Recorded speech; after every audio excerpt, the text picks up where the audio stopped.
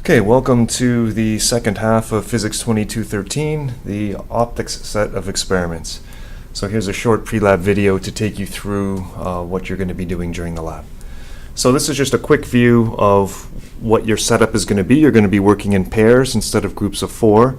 And again, you'll be randomly assigned your pairs, and then you'll each be assigned to an optics table station where you and your partner will have your own set of all the equipment required to complete the experiment. That's just a brief look at it, and there'll be some computer-controlled components to the labs. Okay, so in the first experiment, it's about getting comfortable using the lasers. So you should have reviewed the laser safety video and completed the short laser safety quiz before proceeding to these exercises. The laser we're going to be using is a solid-state diode laser. There's one mounted in this block already. This one is either a red or a green laser. This is the red laser, and there's a green laser sitting here on the table.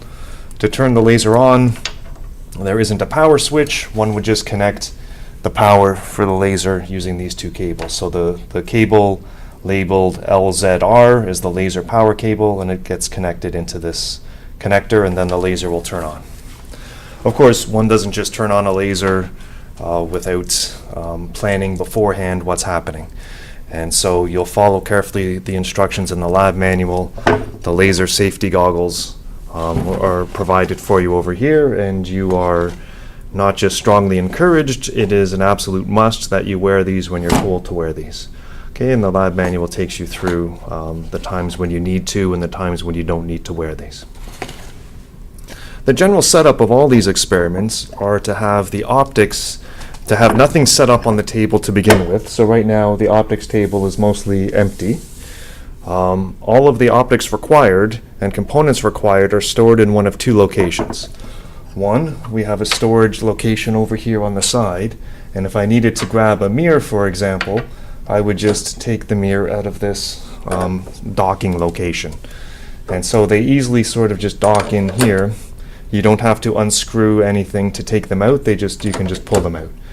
And so this is a mirror, there are some lenses, and there are some neutral density filters that you'll be using. So you might have to take them out to see what exactly they are, but they're located over there. Whenever you take a component out of the docking station and want to use it, you must secure it to the table so that it doesn't fall over and that the beam doesn't go where it shouldn't. And the bolts to secure it to the table are located in this bin over on the side. And so one would take it out and put the bolt, start the bolt by hand. It's usually best practice to start the bolt by hand, make sure it's going in smoothly into the hole, and then take the driver to finish it off and tighten it down. Right? If you start with the driver, there's a chance that you put the threads in cross-threaded and you end up damaging the threads in the table, which would be a big problem because the table, well, it's a fixed thing, and if we ruin the threads, then that hole's ruined forever. So when you start to insert the bolt, please start by hand. Okay, so, and of course at the end of the experiment, you undo everything that you've done. So you put the mirrors back where they were, you put the bolts back in the bin. So the first experiment is to, again, just get comfortable using the lasers and using the photodiodes and the CCD camera. The photodiodes and CCD camera are stored on the opposite side of the table. They're stored over here. So the photodiode is here, and again, they just pop out of their secure location, and one would then be able to use the photodiode, one would secure it down. It's an interesting thing to note that these photodiodes have a bias switch on the side. Basically, they won't work unless you turn this to the 1 position. The 1 position is on, and that biases the photodiode and allows it to read a reasonable signal. The maximum voltage, so that bias is a 12-volt bias, meaning the maximum signal you will ever see out of this photodiode is 12 volts, meaning if you ever see 12 volts on your output, that means that your diode is saturated, meaning you're overloading it, meaning maybe it wants to give you 100 volts, but it can't because it can only give you 12 volts. So if you were to cut the laser power in half, it might still read 12 volts. So it's never good to run this if the output is at 12 volts. And the lab manual takes you through steps to correct that problem. But that is a problem if this is reading 12 volts. How do you read this? There's a connector output on the top, which can go to your multimeter, and you have to think about what setting is correct to measure a signal from that photodiode. There's a cable provided which has the right components for you, the right ends of the cable to connect to here and to connect to the photodiode. And again, one wouldn't just leave this sitting on the table, one would secure it in stably.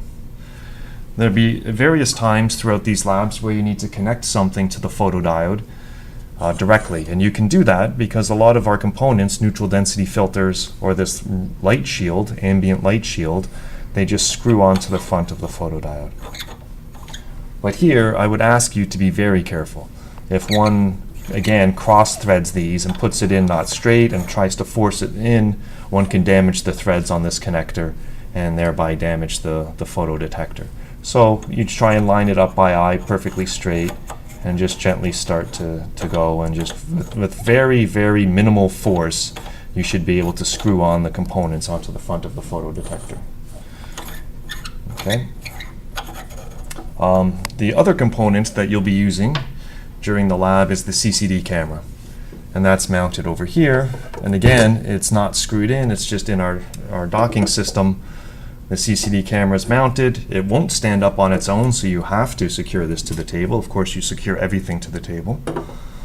It has a light shield on the front, so our dust cover on the front, so one would have to take that off before starting. And we'll be viewing the output of the CCD camera on the computer, and there's a USB cable dangling around that says CCD on it, and that has to get connected into the top. And so the length of that cable might limit where exactly this CCD camera can be. It can't be all the way at the back. Maybe it has to be somewhere a bit forward for that cable to work. Okay, and then there's some exercises to play around with the software to control the CCD camera and get a feel for how it works and what it can do. Okay, so that's a brief introduction to the equipment you'll be using for this experiment. There is other equipment present on the table, and just because it's there doesn't mean you're going to be using it. There's oscilloscopes and function generators and acousto-optic modulator amplifiers, and there might be other components. Not all of it is used. And I guess one more interesting piece of equipment is this little beam guide. It'll just allow you to view the laser beam on a piece of paper, and you can adjust the height of this and maybe adjust it so the laser's right in the center. It's useful for if you want to set up the laser to be perfectly level across the surface of the table. And for various reasons you'll find this useful.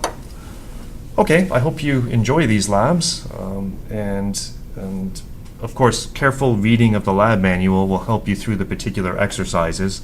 I just wanted to introduce you right now to the equipment and to what you'll be seeing when you show up in the lab.